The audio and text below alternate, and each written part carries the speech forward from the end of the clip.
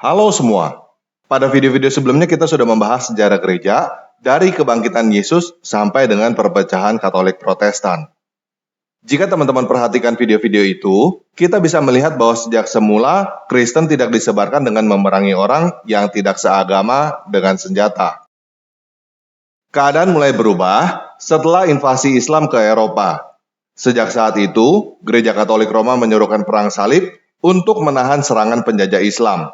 Dan sejak itu, terjadi persekusi oleh Gereja Katolik Roma terhadap aliran Kristen lain yang dianggap bidat, sampai terjadinya perpecahan dengan Kristen Protestan. Nah, apa yang terjadi setelah itu? Apakah setelah itu Kristen disebarkan dengan penjajahan? Saya sering mendengar tuduhan dari teman-teman Muslim yang berkata bahwa Kristen adalah agama penjajah dengan slogan Gold Glory Gospel. Seolah-olah agama Islam tidak disebarkan dengan perang dan penjajahan. Jadi pada video ini, kita akan membahas tentang sejarah Kristen pada era kolonialisme. Namun, sebelum itu, kita dengarkan dulu apa kata Ustadz Khalid Basalamah ya. Saya katakan ikhwas sekalian, memang Islam dikembangkan dengan pedang. Jihad itu dikumandangkan memang dari dulu. Ada pengembangan Islam dengan dakwah, ada pengembangan Islam dengan pedang. Nabi SAW menyerang Mekah itu dengan kekuatan memang. Sampai menaklukkan Mekah, akhirnya tersebar Islam di Mekah. Dan kalau tidak ada jihad pada saat itu, Mekah akan tetap jadi kota kafir. Jangan dilupakan sejarah itu. Dengan ekspansi Islam seperti itu jihad, mereka kalah orang-orang kafir ini. Akhirnya Islam tersebar di wilayah mereka. Kalau untuk ekspansi, syarat mutlak disepakati oleh jumhur ulama, harus tawarkan Islam dulu. Kalau mereka nolak baru jizyah, upeti. Kalau mereka nolak baru perang. Dan ini tanpa nunggu kita diserang. Memang ini ekspansi. Memang ekspansi Islam, disebarin Islam itu. Gitu kan? Kalau mereka nolak terjadi peperangan. Dan ini memang peperangan. Nabi SAW ekspansi Islam. Artinya kita harus tahu memang ini ibadah dalam agama. Jangan karena kita dikatakan teroris lalu kemudian kita tidak berani jihad. Enggak, ada jihad itu. Tapi pada tempatnya dan waktunya, gitu kan? Pada tempatnya dan waktunya. Pertama Allah SWT mengatakan dalam Al-Quran, A'udzubillahi minasyaitonir wa iddu lahum mastata'tum min quwwah wa min ribatil khail turhibuna bihi adullahi wa aduwakum. Kata Allah SWT, kalian harus punya persiapan, keterampilan untuk berperang. Dan itu untuk menakut-nakuti musuh-musuhnya Allah. Memang dianjurkan. Karena itu asasnya jihad. Kata Nabi SAW, siapa yang berperang ya untuk meninggikan kalimat la ilaha illallah, dia akan masuk surga. Memang itu targetnya. Jadi kalau ada orang mengatakan Islam dikembangkan dengan perbuatan, katakan iya. Nah, saya memutar ceramah Ustadz Khalid Basalamah supaya teman-teman yang Muslim sadar bahwa agama Islam disebarkan dengan perang dan penjajahan sejak awal sejarah Islam. Bahkan, tanpa pemaksaan dengan pedang, agama Islam tidak berkembang. Jadi, berhentilah berkata bahwa Kristen adalah agama penjajah, seolah-olah agama Islam bukan agama penjajah. Karena Islam bukan hanya agama penjajah, tetapi agama untuk menjajah. Supaya teman-teman paham apa bedanya agama penjajah dengan agama untuk menjajah, sederhananya saya jelaskan begini. Jika ada seorang pemimpin yang menjajah suatu daerah dan kebetulan dia beragama Islam, apakah bisa dikatakan bahwa Islam agama penjajah karena orang itu? Jika teman-teman berkata tidak bisa, maka seharusnya teman-teman juga tidak bisa berkata bahwa Kristen adalah agama penjajah karena orang Portugis dan Belanda beragama Kristen.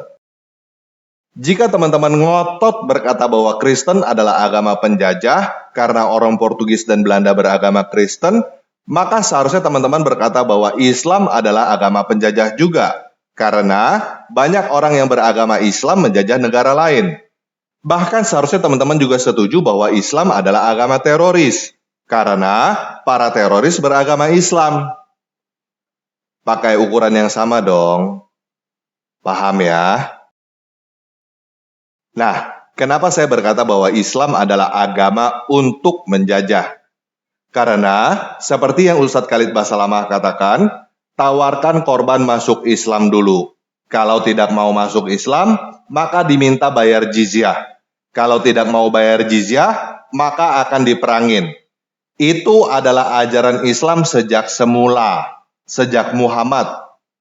Dan ini tanpa nunggu kita diserang. Memang ini ekspansi. Memang ekspansi Islam, disebarin Islam itu. Artinya kita harus tahu memang ini ibadah dalam agama. Kalau pada zaman ini teman-teman yang muslim tidak melakukannya, ya itu bagus. Berarti teman-teman sudah tidak mengikuti teladan Muhammad.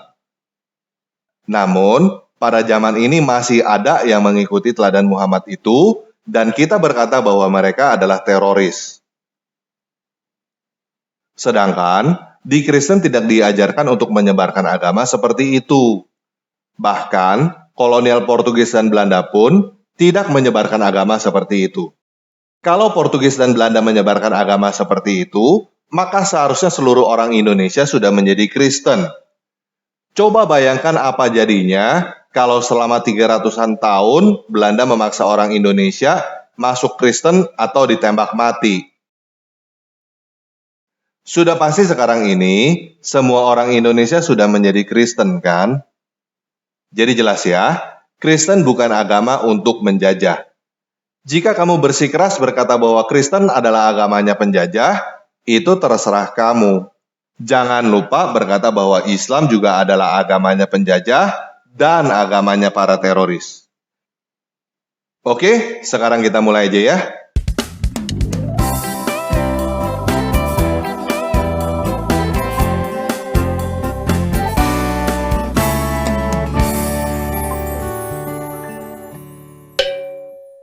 Nah, pada abad ke-15, ada dua jalur perdagangan dunia yang menghubungkan peradaban timur dan barat, yaitu jalur Sutra dan jalur Laut India.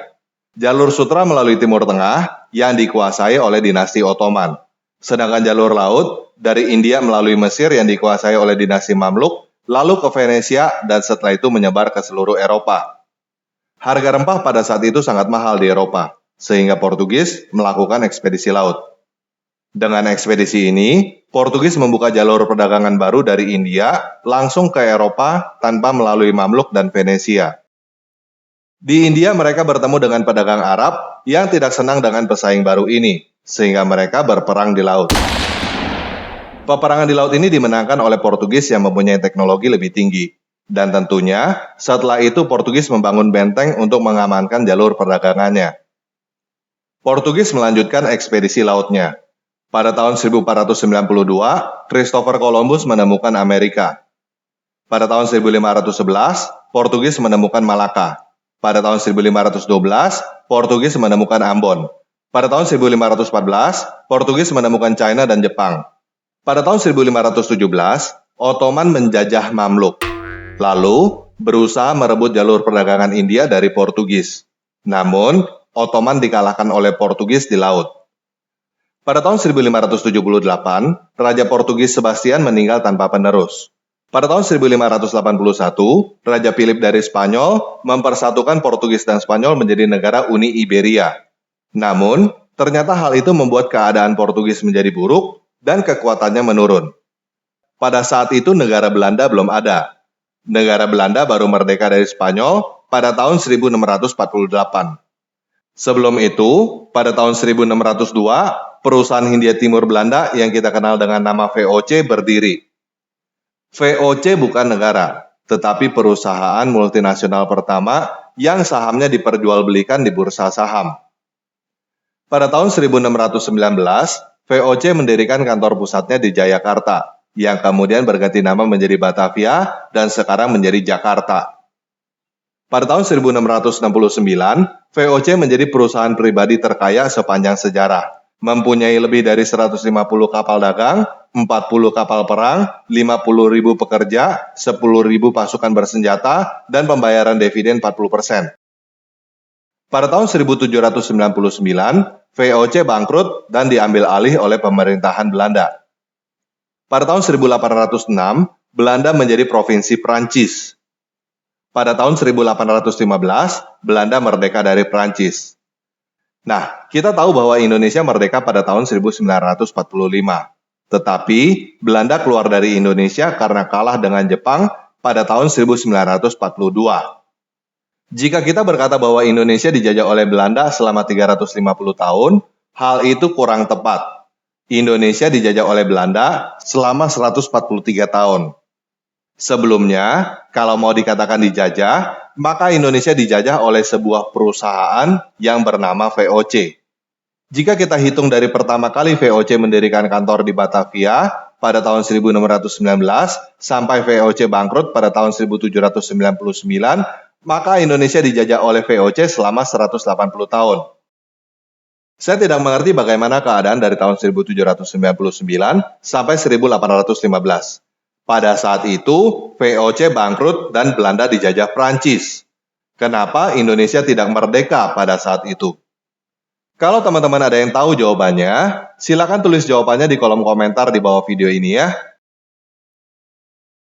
Nah, Indonesia dijajah oleh VOC selama 180 tahun dan dijajah oleh Belanda selama 143 tahun. Jadi, total 323 tahun, bukan 350 tahun. Selama mereka menjajah Indonesia, apakah mereka menodongkan senjata supaya orang Indonesia masuk Kristen? Tidak. Mereka mengangkat senjata untuk alasan perdagangan. Mirip seperti zaman sekarang, setiap bank yang ada di Indonesia ada penjaga keamanan untuk menjaga uang nasabah dari perampok. Sampai di sini paham ya? Nah, penginjil dari Eropa nebeng para pedagang yang kemudian disebut penjajah ini. Penginjil Katolik nebeng dengan Portugis, dan penginjil Protestan nebeng dengan Belanda. Namun teman-teman perlu tahu bahwa Kristen masuk ke Indonesia bukan hanya dari Portugis dan Belanda. Kristen sudah masuk ke Indonesia jauh sebelum Islam masuk ke Indonesia. Peninggalan gereja paling tua di Indonesia ada di dua tempat, yaitu di Pancur Deli Serdang dan di Barus Tapanuli Tengah yang diperkirakan berdiri sejak tahun 650-an. Mereka dibawa masuk oleh para pedagang India. Kristen sudah ada di India sejak abad pertama dan dibawakan langsung oleh Rasul Thomas, murid Yesus. Gereja Ortodoks Indonesia dibawa oleh Romo Daniel Biantoro pada tahun 1990 dari Gereja Ortodoks Rusia. Tidak ada hubungannya dengan Portugis dan Belanda. Gereja Kalimantan Evangelis dibawa oleh Rhenis Missionary Society yang berasal dari Jerman pada abad ke-19. Selain itu, HKBP yang merupakan salah satu gereja terbesar di Indonesia diinjili oleh orang Jerman yang bernama Nommensen. Dia bukan orang Portugis dan bukan orang Belanda. Tidak pakai pedang, tidak pakai paksa memaksa. Sedangkan pada abad ke-19, orang Batak dipaksa masuk Islam pada Perang Padri gara-gara 3 orang baru pulang naik haji. Dan pada kerusuhan 1999 sampai 2002, banyak orang Maluku yang dipaksa masuk Islam. Dua peristiwa ini adalah peristiwa sejarah yang teman-teman bisa periksa sendiri. Dan kita tidak tahu berapa banyak orang Hindu dan Buddha yang dipaksa masuk Islam sejak zaman Majapahit. Bukan tidak ada, tetapi tidak ada catatan yang diakui Muslim. Seperti biasa, tidak ada maling yang mau mengaku, dan semua penjahat selalu menyembunyikan bukti. Menurut statistik, hanya ada 1,7 juta orang Protestan dan 600.000 orang Katolik dari 60 juta orang Indonesia pada tahun 1941. Jadi, hanya ada 3,8% orang Kristen di Indonesia pada tahun 1941.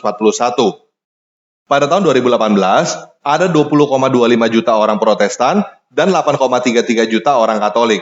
Jadi, total ada 28,6 juta dari 267 juta orang di Indonesia, 10,7%. Artinya, pertumbuhan Kristen di Indonesia baru tumbuh pesat setelah kemerdekaan.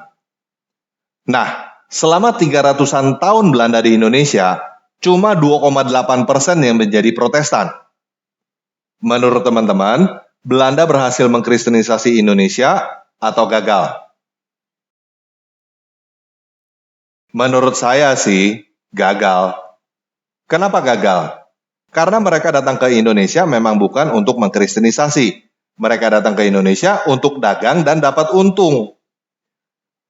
Coba kalau mereka datang ke Indonesia untuk mengkristenisasi. Ditambah pakai senjata, masuk Kristen atau mati. Gak perlu tunggu 300 tahun, pasti seluruh Indonesia udah Kristen semua. Nah, buat teman-teman muslim yang mau berkata bahwa orang Eropa berbondong-bondong masuk Islam, saya mau katakan bahwa itu adalah berita bohong. Yang benar adalah orang Islam berbondong-bondong mau masuk Eropa, cari suaka karena negaranya perang terus. Orang Islam yang masuk Eropa, banyak yang langsung murtad, dan pertumbuhan Islam tinggi bukan karena banyak yang masuk Islam secara sukarela, tetapi karena tingkat kelahiran muslim lebih tinggi daripada agama lain. Itu yang bikin jumlah muslim semakin banyak. Tetapi kecepatan jumlah orang yang sadar lalu murtad keluar dari Islam jauh lebih tinggi daripada kecepatan muslim bikin anak. Oh iya, buat teman-teman muslim yang suka klaim bahwa Indonesia merdeka karena Islam atau karena perjuangan kaum muslim, itu juga keliru ya. Indonesia merdeka karena Jepang dibom oleh orang-orang kafir Amerika. Indonesia diakui merdeka pada perundingan Den Haag 2 November 1949 yang disponsori PBB karena Bung Karno didukung oleh orang-orang kafir Amerika. Gak ada satupun negara Arab atau negara Islam yang membantu Indonesia merdeka. Oke, sekian video kali ini. Yesus Kristus penguasa saya, mengasihi Indonesia.